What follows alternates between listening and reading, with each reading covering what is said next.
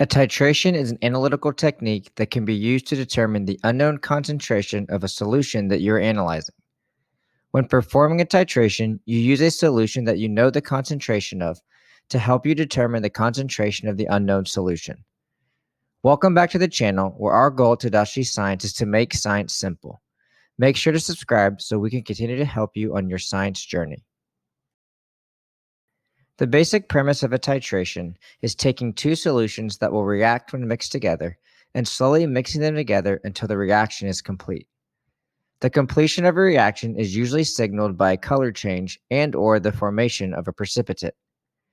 A normal titration setup is shown here. When performing a titration, you will add your titrant, which is the solution that you know the concentration of, to your burette. You will then add the analyte, or the solution that you do not know the concentration of, to the Erlenmeyer flask shown here. It is important that you know the volume of analyte that you added to the flask, as this will be needed later on when we look at titration calculations. Once you have the titrant and analyte both ready, you are ready to begin the titration. To do this, you will slowly add the titrant solution to the analyte solution by opening the stopcock on the burette. Right now, the stopcock is closed, and we know this because it is perpendicular to the burette. In order to open the stopcock, you would turn it open to be parallel with the burette. You will want to add this slowly as to not go past the endpoint of the reaction. If you go too far past the endpoint, then that means that too much titrant has been added and you will have to start over. Again, most of the time, the way that you know you are finished with the titration is when you see a color change and/or a precipitate form. You will want to watch closely for this to occur so you know when to stop adding titrant. Now that you know what a titration is, let's look at how to perform titration calculations. If you are familiar with dilution calculations, this formula might look familiar. The formula that we can use to solve titration calculations is MTVT equals MAVA, where MT is the molarity of the titrant, VT is the volume of the titrant, MA is the molarity of the analyte, and VA is the volume of the analyte. Remember, when performing a titration, we are trying to find the unknown concentration of a solution. This is known as the analyte. You can remember this by thinking the analyte is the solution that we are analyzing, and it always goes in the flask. So what we'll be solving for is MA, or the molarity of the analyte. We will know MT because we will only use a titrant that we know the exact concentration of. Oftentimes, we refer to this as a standard solution. We will measure the volume of titrant added, or VT, by using the burette, and we will have measured the volume of the analyte prior to adding it to the flask. So once we know these three values, we can easily solve for the molarity, or concentration, of the analyte. Now that you know what a titration is and what formula to use, let's look at some practice problems. So our first problem says 25 milliliters of a 0.45 molar solution of AgNO3 is required to fully titrate a 100 milliliter solution of KBr. What is the concentration of the KBr solution?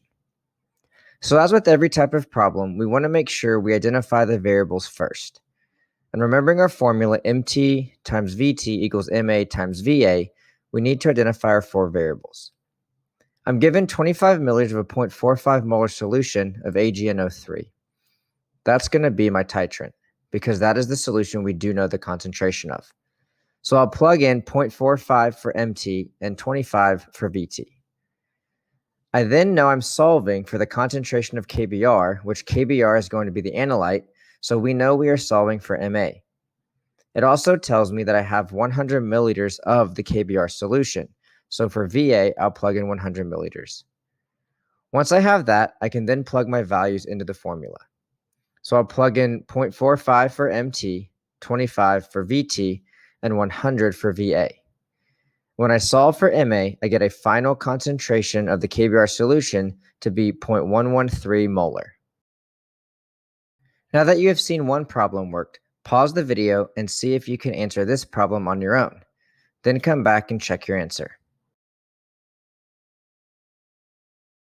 So in our second example, we're looking at a problem that says 55 milliliters of a 0.36 molar solution of AgNO3 is required to fully titrate a 25 milliliter solution of LiCl.